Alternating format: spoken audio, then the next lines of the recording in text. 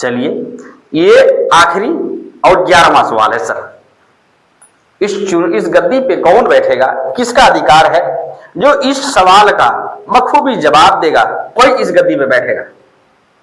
इस गद्दी हरिहरगंज की कुर्सी इंतजार कर रही है अपने नेता की, अपने लीडर की, कि कौन आकर के यहां बैठता है। सर, चुनाव जीतने के बाद आप हरिहरगंज नगर पंचायत के चेयरमैन बन गए, अध्यक्ष बन गए। फर्ज किया, अध्यक्ष बनने के बाद बहुत सारे लोग कहते हैं कि सरकार फंड नहीं दे रही है, तो मैं क्या करूं। तो आप ये बताएं कि सरकार यदि फंड नहीं दिया हरिहरगंज के विकास के लिए तो आप क्या करेंगे, ये बताएं हमें। ये जनता को बताएं कि यदि फंड नहीं देती है सरकार तो मैं क्या करूंगा, अपने बच्चों अपने नागरिकों को जिंदा कैसे रखूंगा, उनकी भरण पोषण कैसे होगी। सर, ये आखिरी सवाल था। एक सवाल और, सबसे आखिरी सवाल, 12वां सवाल। 12वां सवाल ये है कि यदि आप चुनाव जीते, सरकार ने फंड दे दिया और आपकी नीयत खराब हो गई तो जनता क्या करेगी।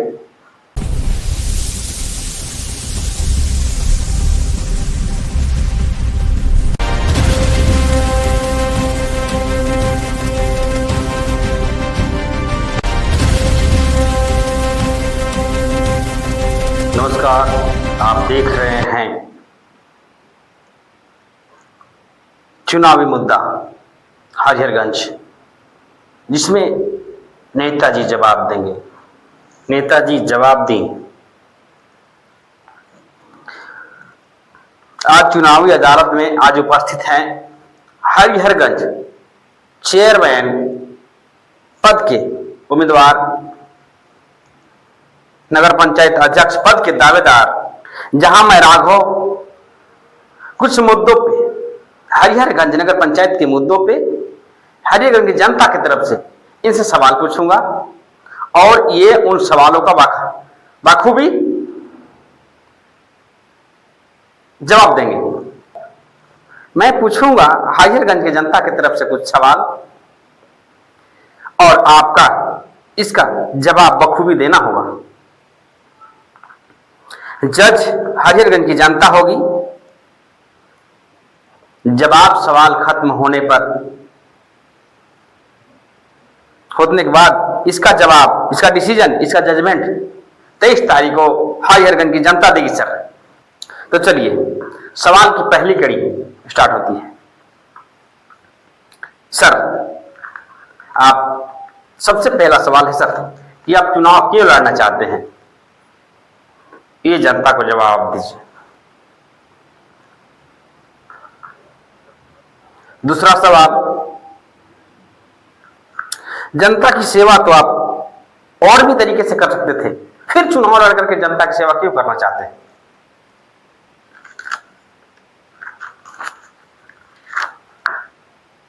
तीसरा, इस चुनाव में आपका मुद्दा क्या है सर, किस मुद्दे पे आप चुनाव लड़ रहे हैं। हरिहरगंज जनता का दिल, किस मुद्दे से आप हरिहरगंज की जनता का दिल जीतेंगे, इसका भी जवाब बखूबी जनता को आप दीजिए। सर, सही बात है, आप जनता को ये बताएं कि आप में वो कौन सी प्रतिभा है, आप में कौन सी खूबियां हैं जिसके आधार पर जनता आपको इलेक्ट करेगी, जनता आपको चुनेगी, जनता आपको यहां का अध्यक्ष बनाएगी, जनता आपको वोट देगी।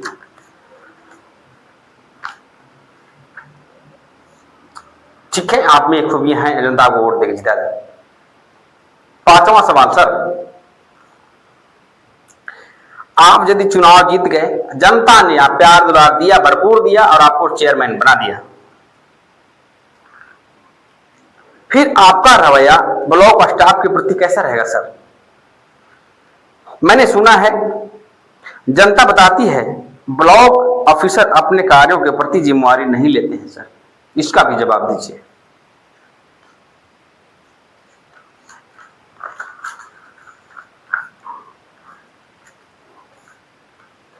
अब छठा सवाल जनता का, सर आप जिस जगह से चुनाव लड़ रहे हैं, इस जगह में लगभग 22,500 जनता रहती है। 22,500 लोग वोटर रहते हैं सर, और इसमें हर एक किस्म के लोग रहते हैं, जिसमें आपके कुछ वोटर दिए होंगे और आप कुछ नहीं दिए होंगे।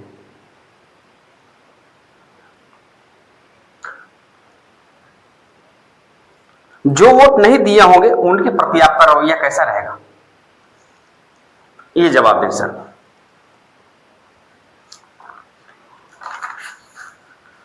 आइए 7वें सवाल पे चलते हैं।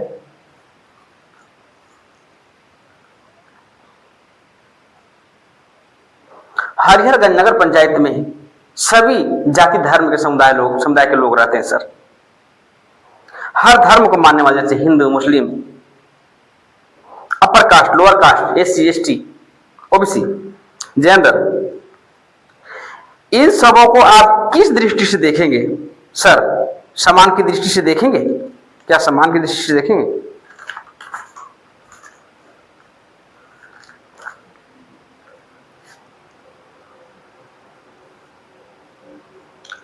यदि जनता आपको पसंद नहीं करती है और आप चुनाव हार जाते हैं तो आप क्या करेंगे सर?